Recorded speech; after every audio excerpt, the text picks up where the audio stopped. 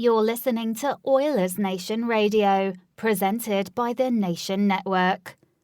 Subscribe for free on iTunes, SoundCloud, or wherever you get your podcasts from. Welcome to episode 46, a very special episode of the Oilers Nation Radio podcast, brought to you by our friends at Skip the Dishes. Skip the Dishes will deliver you guys food whenever you fancy. If you don't want to go out into a social setting, make eye contact with anybody, that kind of thing, they'll deliver you, like Subway, Wendy's, that kind of thing. Again. What do you? Sorry, I'm not going to list. I'm not going to list every single thing they deliver you. You can go on the website, skipthedishes.com. All kinds of options, great stuff delivered. I'm going to deliver you guys a little bit of trivia right now, since I haven't done that in a little while. I know Tyler thinks he's hot shit. And Dan thinks he's a real smart guy. He's looking at me right now. I don't like it. You know that's not true. So it's podcast number 46, as Dan explained earlier when he jumped in front of me. Not bothered by it. It's fine. We pre-agreed to have me lead, and then Koom immediately jumped in. Changed my mind. So it's podcast number 46. There's 4 guys who were born number 46 for the Edmonton Oilers. Can you name all 4 of those guys? Zach Stortini. I know one of them, Zach Stortini. One of them, Zach Stortini. He actually retired today. Oh, did he? He announced his retirement. Dan put him out as the day 46 countdown, because apparently there's 46 days left till the season starts. No, that is incorrect. No? There is 61 days. Oh, there's 61 days. I have no idea what's going on. It's all good. I used Grant Fuhr, and then I knocked off Grant Fuhr jersey. I don't know what day of the week it is right now, straight up. So that's one of the 3. Can you name the most recent one? He was here in 2018. Spooner. It's Ryan Spooner. It's not Ryan Spooner. In 2018? He was here in 2018. 2017-18 season, but he arrived in 2018, kind of like the end of the year. Went on a little bit of a heater. Didn't make the team the next year. Went a bit of a heater. I don't even... Hints. Okay. He signed a minor league deal with the Leafs this year. Kevin Gravel. What is Kevin Gravel? I hate the way Kevin Gravel says his name, so I say it bad all the time. Does he say it like that? No. Oh. But he needs to decide. What's wrong with Kevin Gravel? Is it Gravel or Gravel? It's Gravel. Have you heard him say it? He's the second evolution in the Geodude Kevin Gravel and Golem chain. Okay, whatever. So it's not Gravel. It's not Keith Ollie. Aberg, Pontus. It's Pontus Aberg. Yep. That's 2 out of the Oilers 4 legend. right there. The third guy that I don't think you guys are going to get, because you guys don't know anything, is a former top prospect of the team from the early 2000s. He's drafted in 1999. Yanni Rita. Hack, look at that. Get out of here. Did he nail it? Was it? Dan knows Yanni Rita. Oh, wow. Man. Danny Rita, my hint was going to be he was involved. Danny Rita. Hello. Danny. Whoa, Manny, I broke him. We got to restart, Koom. Danny, Ranny, Yanni Rita. Who was the 4th one, though, Koom? But I have to say what my hint was going to be, because it was interesting. But you were just so Sorry, fast because you know Oilers trivia so well. Dan sits there and he just stares at jersey numbers for hours. It's insane. He stares at them. I know more about jersey numbers because I'm doing the countdown this year. That's the only thing. Yanni Rita was involved in one of the low-key trades in 2006. He was traded along with Corey Cross, Dick Tarnstrom. Yanni Rita. Where did they get Dick Tarnstrom from? Pittsburgh. Then he went to Columbus after. I think so. Yeah. And then they got Spacek from Chicago. For Tony Salmelainen. And then he went to Montreal. He went to Montreal along with Sergei Samsonov. Salmelainen never played a game in North America after that trade. So that was a good deal. Are you sure about that? I'm pretty sure. I don't think that's accurate. Tony Salmelainen? I thought he went right to Europe right after that. I think he played for the Chicago Blackhawks. Salmelainen, yes, he played 57 games for the Blackhawks in 06-07. So that's awkward. Just took all the Yanni Rita knowledge that I faked knowing. Everybody was really impressed with you. You earned a lot of clout with your quick Yanni Rita, but you lost all of it by saying that Tony Salmelainen didn't play in the league. Was there a 4th 46? There's a 4th 46. I don't think you guys are going to get him. He was drafted by the New Jersey Devils in the 12th round of the 1990 entry draft. He was the first ever player to wear that number for the Oilers. Ken Danico. No. I heard New Jersey Devils, and I thought Mickey Mouse. No. Yeah, I don't know my Devils Here's history. a little peek behind the curtain. This is the second recording we've done of this. And Dan pulled the lid off of it. So Koom told us who this is, and we still, Yaremchuk and I legitimately don't remember. Yeah, we've already done this bit, but the mics weren't working, so we came back. That's why Dan knew who Yanni Rita was. So don't tell yourself if you're listening. It's even worse now. Don't tell yourself that Dan knows trivia. He doesn't. I'm going to interject right now because this is a massive episode for our podcast. It might go down as our most listened to podcast ever. because of our guest we have coming up. And we spent the first 5 minutes doing a second take of number 46 trivia. Okay, so who was the first guy to wear number 46 then, buddy?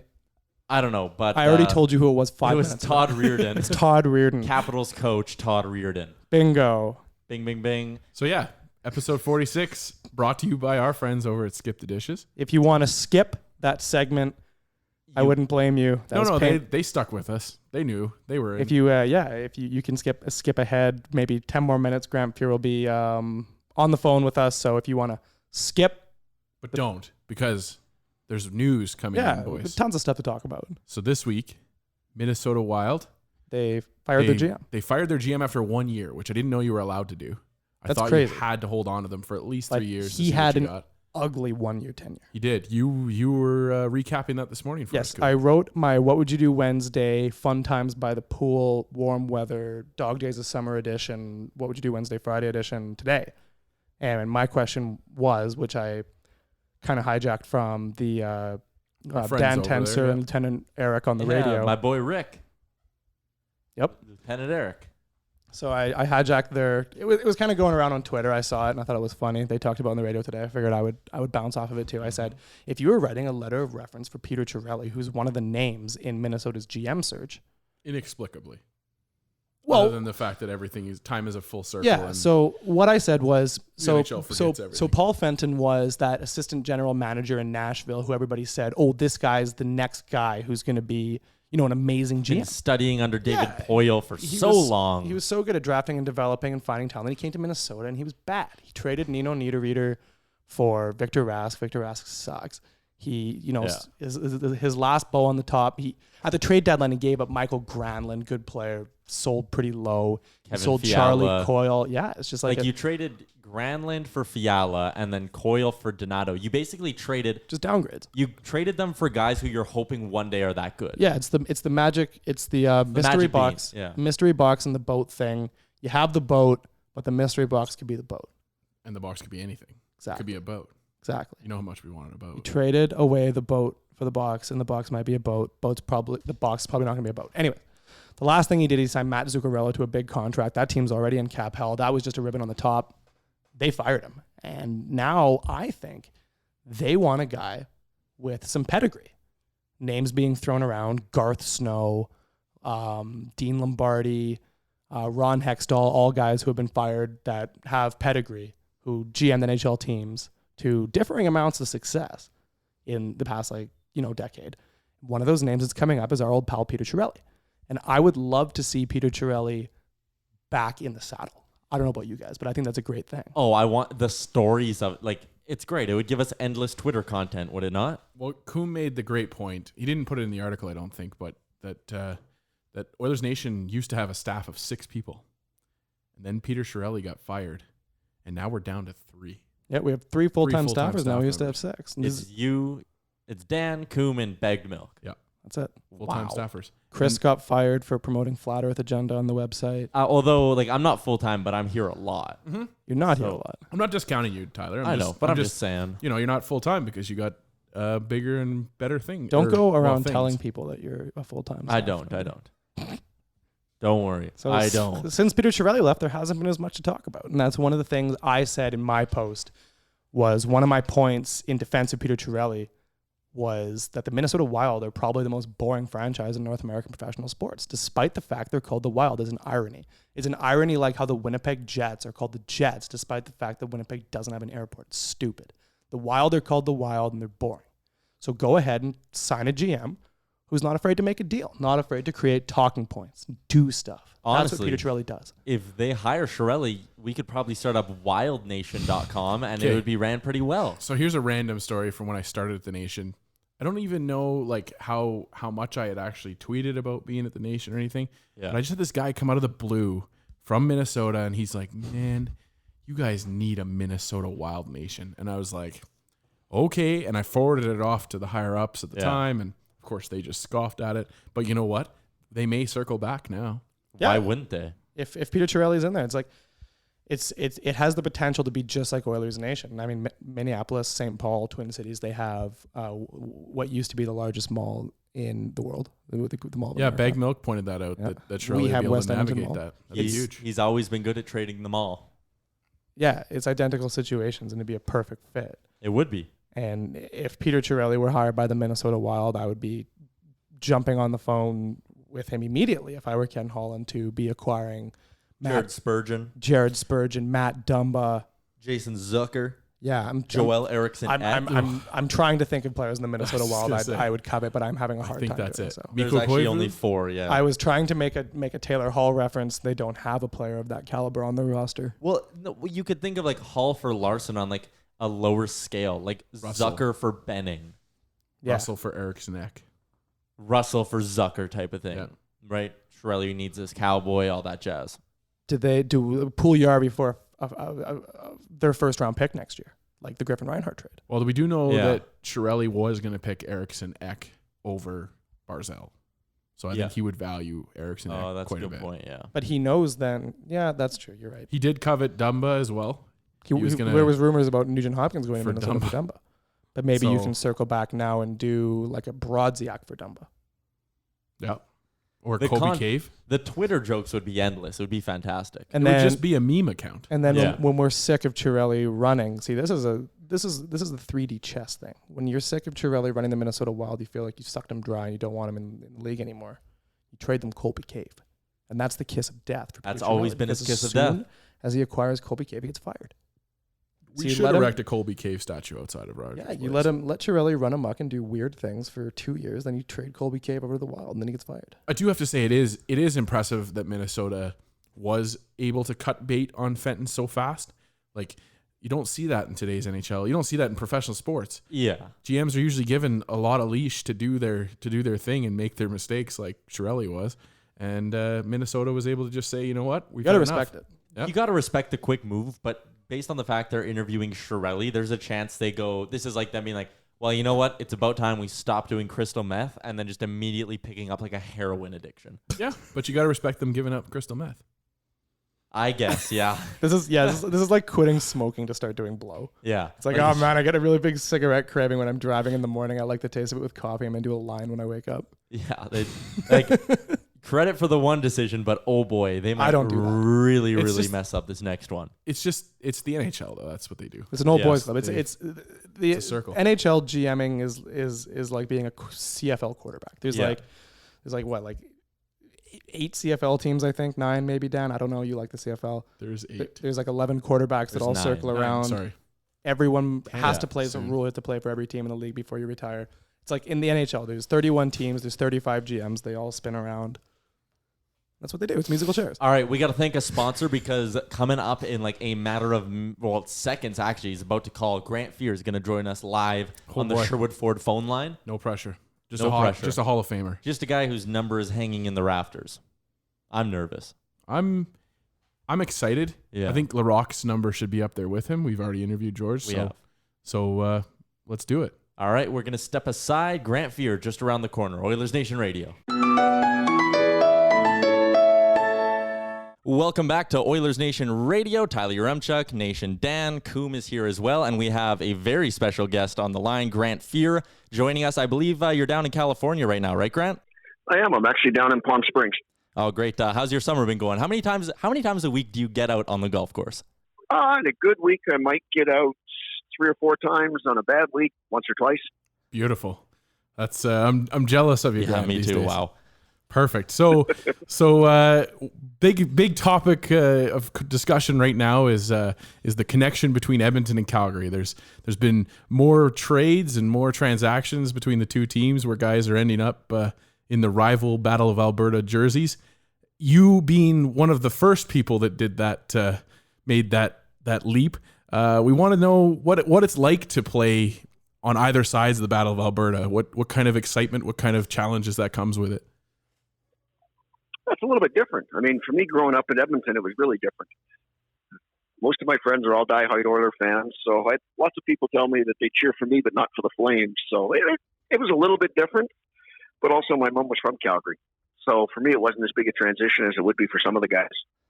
On one of our last podcasts, we talked to Ladislav Schmid, and he's another one of those guys who went from the Oilers to the Flames, and he talked about how when he first got to Calgary, it was a little bit awkward. Like there were some guys there who like hated him a couple months ago, and now he's on their team. Was there any of that for you? Like when you walked into the room, were there a few guys that it was a little bit awkward with? You know what? I was pretty lucky. I knew a lot of the guys that were in that dressing room, so it wasn't that big a transition. Plus, it was the end of my career. So the big rivalry was already kind of dead and buried by that point. There wasn't as much of a battle of Alberta. If it had been in the mid 80s or so, they would have been a lot tougher. Fair enough. Hey, that's fair enough. Do you have any wisdom for those guys like a Lucic or a Neil coming in here, or even a Talbot and a Mike Smith? Is there anything you can kind of impart onto those guys? You just have to play. Maybe it's things just tune it out and play.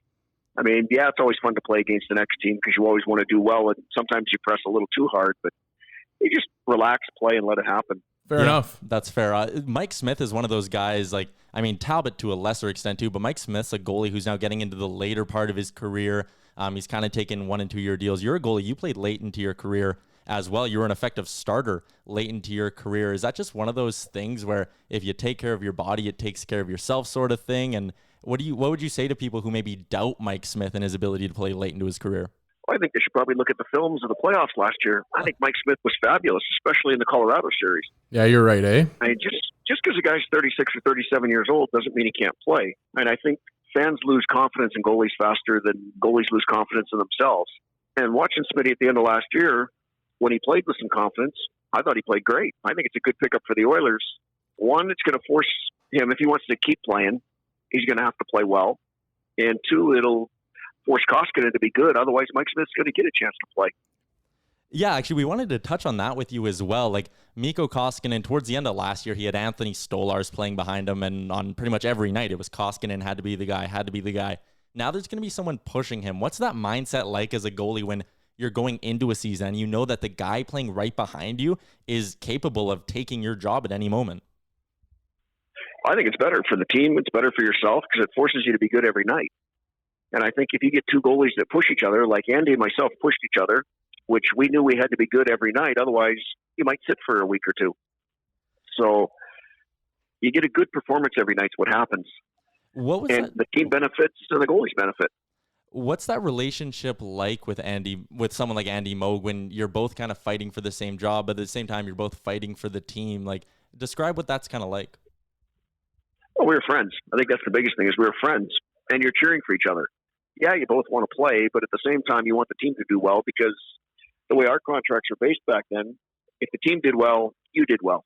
So it was kind of based off of team bonuses, your own personal bonuses. But we were both brought up that if the team succeeds, everybody succeeds. Fair enough. Grant, you're one of the guys when I think of a fierce competitor, I think of you, and I know you were real good at blocking out the hate and the fans and just in general. But what would you say to somebody that would say that the Oiler fans are too tough on their team, too tough on players in general? Well, I don't think they're too tough. They just have high expectations. And I think as a player, you should have the same high expectations. I mean, as players, we know we're not playing good. Sometimes it's hard to admit, but you know you're not playing good. And players, a lot of times, don't like fans pointing that out, but a lot of times it's the truth. So when it comes time to play, you just have to believe in yourself and trust yourself. I mean, you can block fans out and just play. But fans in Edmonton are very knowledgeable. And yeah, they have high expectations. So if you're not playing well, they're going to tell you you're not playing well. So as you can see, the Oilers they've had quite a bit of a struggle over the past 15 years or so. They went to the Stanley Cup final in 2006 with Chris Pronger. It all kind of fell apart when he left. Then you had kind of the perpetual rebuild days and Connor McDavid came in. The team made the playoffs in 2017, but now they've kind of taken a big step backwards and they haven't looked as competitive as they did when it appeared that new window was opening. What do you think right now the team is lacking, and what do you think they need to add to the mix in order to get themselves back up into a contention status? Well, I think the biggest difference is you've changed coaches numerous times. You've changed general managers numerous times. So if you take that out of the equation, there's got to be something in the chemistry build of the team. And good teams always have good chemistry. And the year they lost to the Ducks, it was a close-knit group that had good chemistry. Did changing some of the pieces maybe change that chemistry? It's a possibility. Without being in the room every day, it's hard to tell. But if you eliminate the coaches, you eliminate the general managers, it comes down to chemistry. Could you talk about your days with the Oilers in the 1980s and the glory days? Like, obviously there was an absurd amount of talent on that team, multiple Hall of Famers, players that have their jerseys retired. You, Wayne Gretzky, Mark Messier, Paul Coffey, just an absurd amount of talent. But could you talk about kind of like what the dressing room was like with that group, like how you guys all, got along, how you jived, and how you created chemistry? Do you think that was a key part in the overwhelming success you guys saw during that era? It was. Our team was more a family than even chemistry. I mean, everybody wanted the same thing, and everybody would do whatever it took to get to the same thing. And we all believed in it. We all trusted in it. And that created good chemistry. And anybody that Glenn brought in, if they didn't fit in the room, he moved them right back out right away. So you had to fit in the room, and you had to fit in the chemistry to be a part of the team. And that's what Glenn was really good at, is he would always have 22 or 23 guys that bought into the same system and were willing to do anything for that system. So you said earlier in the podcast something that I find interesting that I wasn't really aware of, is that contracts back then were based on team success, whereas now they're more based on individual success, performance bonus, and things of that nature, or more, maybe about how many wins you have or how many goals you score, that kind of thing. How now then, in this different climate in the NHL, when you have things leaning so much more towards individual success, do you create and foster that environment on a team? Is it more difficult now than it was back in the past? It is. You have to get everybody to buy into winning. I mean, a lot of guys now, it's become an individual business where they're worried about individual numbers. When at the end of the day, back then, we didn't care about individual numbers. We cared about winning. And you cared about winning as a team, and you had 20 guys that believed in the same thing, whereas it only takes one or two guys to all of a sudden worry about their numbers to throw everything out of kilter. So if you get one or two guys that are selfish, it's a problem. And that's something that we never had on our teams. Grant Fuhr joining us on the Oilers Nation radio podcast. Going to switch gears a little bit, Grant. A big question that I had, and you were very vocal about this over the past year and in the playoffs as well, is goaltender interference. It's been a hot button issue in the league, but how frustrating would that be for a goalie? Like, just not knowing, 1 second you're bumped and it goes in, they're counting it. The next time you're absolutely steamrolled, it goes in, they're not counting it. Well, I think it's frustrating for goalies. It's frustrating for players. It's frustrating for management. You got to have, the old days you just played. I mean, you basically had to be run over for goalie interference. Whereas now you don't know. And they've created more doubt than anything else because you don't know. You can bump into a guy one day, it's not a penalty. You bump into the guy the same way the next time, it's a penalty. And the league's got to take that uncertainty out. I mean, it's got to be, if you bump into somebody, it's a penalty. So they've got to find a way to have all the officials see it the same way. Right now, they're not seeing it the same way. Different officials see it different ways. And with the two referee system, you could have two guys that see it differently. The same thing can happen in the game. One will be a penalty, one won't. And that's part of the problem. So would you say the NHL should lean into going back to when you played more of a laissez-faire, let the guys play, kind of let the players police themselves kind of game? Or do you think they should ref kind of more intently? They should, have more rules, really make things more solid, and the ref should be more involved. How do you think the NHL should go about tackling this issue? I don't think we need more rules. I think we just need to define the rules. I mean, that's kind of the problem. Is the rules were great back when I played, and they were called. There was no gray area, and you had one official who dictated the game, and everybody knew how that official officiated. So you knew what you were going to get away with that game and what you weren't going to get away with. When you brought the two-man system in, now you have an older guy and a younger guy. Well, the younger guys look at the older guy, and a lot of things get missed that shouldn't be missed. And it creates an uncertainty amongst the players, and that's the hard part. And then you go from regular season to playoffs, and all of a sudden it goes back to more towards what the old school was, where players are going to make a difference in the game, and all of a sudden the referee makes a call that out of the blue, it throws a wrinkle into everybody. So I'd like to see it be called the same way the whole year. I think that would be the biggest thing. And then you also have sorry, go on. No, go ahead. So you also have the added wrinkle of video review too, right? That's kind of a newer thing that I think has really added a lot of confusion. Like, sometimes, it's there to clarify stuff, but I mean, that's the problem. If there's video review, you can't get the review wrong. And I saw a couple last year where the review that they gave was completely wrong, and that can't happen. With video review, it has to be right each time. You can't have a mistake in video review. So do you think video review is a thing? Is it better to have it, or is it better to scrap it and allow the refs to kind of just like exist on the ice and have that just be the game? Do you think the video review just complicates stuff? I think the video review is good in some cases. Like goals, it's good. I think if you haven't got a set theory on goalie interference, then it doesn't make much difference. Because sometimes you're getting that wrong. Offside should never be video review. I mean, something that happens in a split second that the naked eye can't see shouldn't be under video review. I mean, I find that to be a little bit ticky-tack, where something like that doesn't even affect the play. If it affects the play, then you review it. If it doesn't affect the play, then I have no use for that. I think one of the best things too, Grant, and it's just, I like to hear from guys like yourself on Twitter. I think it's important that you guys are vocal about this stuff and in the know and speaking from the player's point of view, because, unfortunately Cam Talbot can't come out and blast the league for that, holding the pad in the playoffs there, that kind of thing. But just to pivot a little bit in the conversation here, one of the better moments I think in the last few years for us was being able to go watch the Making Coco documentary, and I just wanted to kind of hear from you. Like, I mean, it has to be a different experience. I know a lot of your life has been documented, but it has to be a different experience to kind of watch your life told from your buddies and from your opponents, that kind of perspective. I just wanted to hear what your kind of feelings on that. It was a lot more fun to see it the second time. Okay. I mean, living it was fun, but it also had some spots that weren't very much fun. Yeah, fair enough. But to see it on film was a lot more fun. I'll give it that. And when you're playing with guys, you don't know what they really think. You just hope you're a good teammate. So to see some of the interviews and stuff that came out afterwards and stuff, it makes me proud that I was a good teammate. That's a neat thing to hear, and you kind of touched on it there. There was some bad times too, and I just wonder, like, having to relive that now. Is there anything where you look back and you kind of you hold a grudge, or is it something where you just kind of moved on and you had a great career after that and you're happy with it? Oh no, life's too short to hold a grudge. I mean, there's good things in life, there's bad things in life.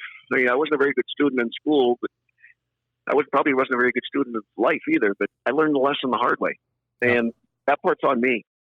So you can't hold a grudge over that. I mean, I created my own misery. So that's just something that happens. I mean, that's part of living life, part of growing up.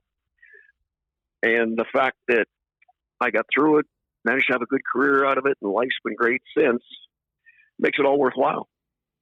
Speaking of your life after hockey, obviously we know that you get into golfing a lot, but what else does Grant Fuhr kind of find himself doing in post-hockey life?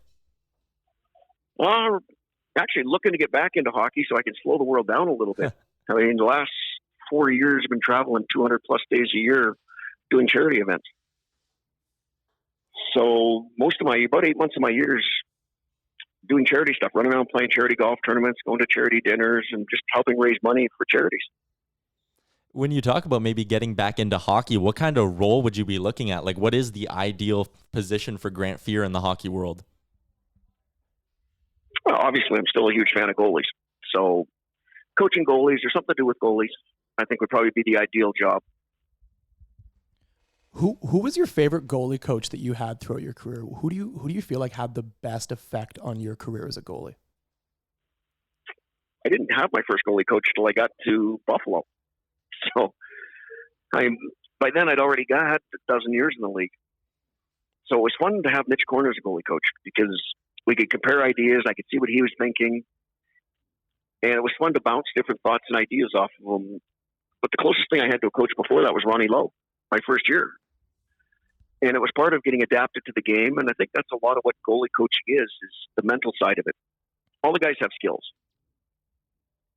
But when times aren't going well, times aren't going bad, you're there to kind of take the heat off the goalies so that they can just play and relax. And sometimes I think that part gets lost. So when you were playing with the Oilers back in the 80s and you didn't have a goalie coach, how did you get that kind of thing then? If you didn't have someone kind of like mellow you out, take the pressure off, who did you turn to? Practice. You just practice till you get it right. I mean, I think that's the biggest thing. Plus, I had teammates that were as supportive as anybody could ever ask for. And I think that made a huge difference. Is you've got teammates that, even if things are going bad, they're still on your side. They're still patting you on the back every day. And that makes a huge difference just in your self-confidence. Grant, there's been a ton of hype for this conversation. People are excited to hear what you had to say, and our sponsor Sherwood Ford, they like to hear from the fans, and one of our fans at Oilers Adam asked, what are some of the weirdest things you've ever had to sign in your career? Weirdest things. Well, we signed some body parts that were a little strange. we kind of thought that might be. Thank goodness we were young then. Fair enough. Grant, before we let you go, one more for you. Just wanted to take a look at the upcoming season. Obviously, this is an all Oilers podcast from OilersNation.com. It's for diehard Oilers fans. So give us your take. What's your prediction on the upcoming year for the Oilers? Are they going to get back to the big dance? Do they have enough to get there? I think they've got enough to get there. I mean, I don't think they're going to be a top 6 team, but they're definitely a top 7 or 8 team. I mean, I would be surprised and shocked if they didn't make the playoffs this year. Grant, this was tremendous. We want to thank you for your time. It was great to get your take on the new age of the NHL and also hear a little bit about your playing days. So we really appreciate this. Oh, it's my pleasure. Guys, have a good day. Perfect. Thanks, Grant. Have a good summer. Thanks very much, Grant. All right. Take care. Whew. So now we get to the fun parts of breaking down that conversation a little bit here on Oilers Nation Radio. So just a friendly reminder that everything you hear on the Oilers Nation Radio podcast is brought to you by our friends at Sherwood Ford as well as Skip the Dishes. Heck of a conversation. I mean, I think going into it, we were all a little bit hesitant. You know, you're talking to a Hall of Famer, both in Alberta and in the National Hockey League. That's something special you don't get to do every day. So it's a neat thing, and it's a neat thing for our listeners too. I think they get to hear some cool takes from a cool guy. It's always a little nerve-wracking coming into a conversation like that because you don't want to come across like an idiot. You don't want to ask him like a question that he's like, why are you asking me? This is stupid. So, but I think we got he's got a lot of interesting things to say. And one thing I definitely took out of that is I think he's got a lot of passion for being involved in a team setting.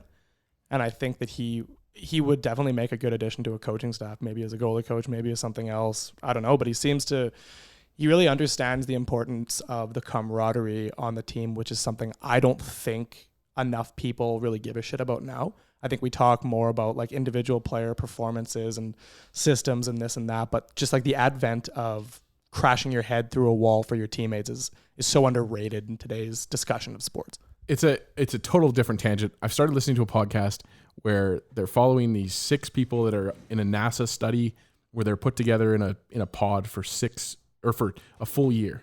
And it's just the 6 of them. They can't leave the pod or anything like that. And they're talking about how NASA, who's, probably the smartest people on earth, have never been able to figure out what it takes to put together the perfect group. There's been missions where it's gone smoothly. There's been missions where everybody walks away hating each other. And it's a neat perspective to hear Grant talking about that, and not necessarily talking about how as a goalie coach, he's going to be teaching the X's and O's to the guy. He's just there to take a little bit of the weight off the shoulders of a Mikko Koskinen or a Mike Smith or whoever he ends up being coach of. Yeah, and that's something I was actually wondering during the interview as well. Like, the Oilers have paraded back all these old legends and all these old legends. Grant's the guy in his interview who he seems like he's in love with that team aspect. Like, that's almost the guy you want around. Well, he's done a lot of stuff, a lot of charity stuff with those guys too. Like he's worked with the Oilers over the past couple of years. He's always in on their charity thing. So it makes sense. I don't know. It's so stupid to have to like look at every single former Oiler and feel like wonder if the fans are going to hate it or not, but just because he's a former Oiler. But you know there'd be criticism if he was brought back into a role. And there's always added pressure right now with the landscape. I think personally it's key for the Oilers right now to kind of move away from the 80s thing. I do think that the 80s Oilers have talent in whether it be front office gigs or coaching gigs or scouting gigs, whatever, but they should kind of move away from this environment and go and try and influence elsewhere. And the Oilers really should try and change their identity away from, like, this is just me talking purely conjecture, but I think having all the 80s guys around creates a tremendous amount of pressure for the current players. I think it becomes awkward and intimidating when you're, comparing yourself to what I think is a legacy that'll never be overtaken. Like there's never, the way the league's set up right now with the salary cap and the draft and this and that, there's never going to be a team in the NHL ever again that's as good as those 80s Oilers were. And no, there won't be. There's no way. No, the last true dynasty was the Red Wings. You might have like a team for like a 1 year where the stars align and they, the Tampa Bay Lightning this year, that kind of thing, where they go and win a bazillion games and they're fantastic, but it's never going to be a prolonged thing of success. And I think having that kind of haunting over your shoulder makes you a little anxious. I think sorry, Tyler, I know you were chomping at the bit, but I just think that the nice thing with Fuhr, the difference for me is that here he is, he's talking about stuff that we're not really talking about in hockey right now, which is that mental side of things. I mean, it's starting to become more of the conversation and more of that socioeconomic kind of idea around things. But it is neat to hear a guy of the old guard that recognizes that goalies need help sometimes. Goalies need a break sometimes. Mikko Koskinen doesn't need to work on his glove hand as much as he needs to stop thinking about his glove hand. Well, this is also something that exists a lot in baseball, right? Because pitching in baseball is kind of somewhat similar to goaltending. You're kind of the individual in that setting. You're the guy on the mound. You're throwing. It's all about control and precision, and being your best that day. And so much of it is mental, and that's why teams are putting like a tremendous amount of resources into their minor league systems, like in sports performance and high performance and that kind of thing, and having their players be able to handle adversity and realize, okay, I had a bad start. I didn't, my grip wasn't good. I couldn't throw my curveball today, but that's okay. I'm pitching again in 5 days, and like working with the pressure of that. Is that a thing in the NHL right now? I know kind of like a hockey culture thing is like tough it out, grind it out, but like, there's a massive psychological and emotional aspect to playing sports. Well, if you remember, like even this last season, I don't have the story in front of me, so the details might be fuzzy, but didn't the Bruins send home Tuukka Rask for a bit? Things were going really bad. They sent him back. They gave him a break. It was Jarro Holak's team for a bit. Like I don't even think Rask was on the bench, if I remember this correctly. I'll have to look it up. But like maybe, and then Rask came in and he had a historic playoff run. So maybe that is something that more teams should be taking note of. A lot of people are going to just roll their eyes at this and say, "Oh, it's a bunch of millennials talking about mental stuff, talking about feelings." Talking about how they. But I don't think it's that. I think there's an underrated aspect to creating a positive environment. Like everybody, you do better work when you're with people you like, right? Like if we were recording this podcast and the three of us all just like hated each other and it was awkward, we wouldn't record a good podcast. And it's the same thing with sports too. Like you can, I definitely value like advanced stats and analytics and that kind of thing and performance, but it's really hard to quantify and extract what the good team has in the performance. Because you say, for example, here's one thing, and I know a lot of the fancy stats community scoffed at it. It was when people said Matt Hendricks was a real boon for the Oilers, and when they lost him, shit kind of hit the fan because they lost a really good communicator that brought people together, and people look and they're like, okay, Matt Hendricks had a 44% Corsi and he was useless on the ice. But you don't know what effect his presence had on other players and what their individual objective stats were. So if you had guys on that team, say maybe a Patty Maroon or a Matt Benning, somebody that had like a career season that year when the Oilers made the playoffs in 16-17, how do you know just by looking at their data and their individual accomplishments how much of that had to do with somebody else's leadership? And you also don't know, like Matt Hendricks could have been the one keeping some guys in check. Like we know that there were some issues behind the scenes with the Oilers where, maybe if you had that firm veteran, other veterans wouldn't be, I want to say, running wild with things a bit, but they might have been a little bit more in line. Well, and Lucic even, I mean, people viewed it as a backhanded compliment towards when he gave Gio the nod because he's older. And people think, well, who is a young captain that you could be talking about, Milan? That kind of thing. So, yeah, no, I get it. And I don't know. I think that Hendricks, the proof is in the pudding because he goes to Winnipeg right afterwards, and they seem to kind of gel together as a team, and there's that element there that's just not proven. But even Fuhr himself pointed to that and said, I don't know really at the end of the day what's going on because I don't know what happens in the locker room. And I think that kind of speaks to it right there. But I really enjoyed what he said when I asked about how you fostered that positive environment in the 80s, and he said, oh, we were a family, and Glenn Sather, when someone came in that didn't fit, he got rid of them right away. And like how important that is to not have a cancer in your locker room. Yeah, and I wonder. I guess I probably should have asked. Was Sather like a guy that was like sitting on the plane with the boys, or was he a guy that sat up in that ivory tower and just kind of looked down and talked to a few guys and got their feelings on things? Because like you get that sense with most GMs now that they're sitting up in the press box and then they come down and they talk to the coaches, and that's where they make the decisions on player personnel. There's not a lot of boys on the bus kind of mentality anymore. Yeah, that is an interesting thing. I hate when you have an interview like that and then like 10 minutes after you're like, oh my God, I thought, because I wanted to ask him, like, if you did go back to work in the NHL, would you prefer that it would be with the Oilers or a team you played with and have history with? Or would you prefer a fresh start where you can like reshape a different legacy? Yeah. Maybe you should give him a call. Get him back on the horn. Correct me if I'm wrong. Questions. Is Bill Ranford not in LA right now? He is in LA. Okay. Yeah, but he was in Arizona before that, right? Am I completely out of left field here? I feel like there was a former Oiler in Arizona as well as a goalie. I know coach. Rolison was in Anaheim. Ranford was in LA. I know Steve Smith was coaching and Charlie Huddy was coaching. Are you thinking of Sean Burke in Arizona? That might be who I was thinking of, because he was the one that talked to Dubnyk. Yeah, that's who it was. That's who I was thinking of. But anyways, yeah, no, it would be interesting to hear if he does want to just work with a whole new organization, maybe some friendly faces kind of thing. But yeah, it is just cool. It's cool to hear a guy like that say that he wants to get back into the thick of things. I know he enjoys doing charity work, and that's an admirable thing. But I also get it that sometimes you just want to work. And like after a life in hockey, like I would imagine, like the charity stuff is great for how long he's done it, which is great too. But I would imagine that there is a little bit of a temptation in going back to all right, I know that this month, here's my schedule. Here's where I need to be at this time. I go do it. These are my days off type of thing. Yeah. No, exactly. It must be hard to retire from that kind of life, because like you talk to Grant Fuhr and it's very clear what he enjoyed most about playing in the NHL was being part of that team setting.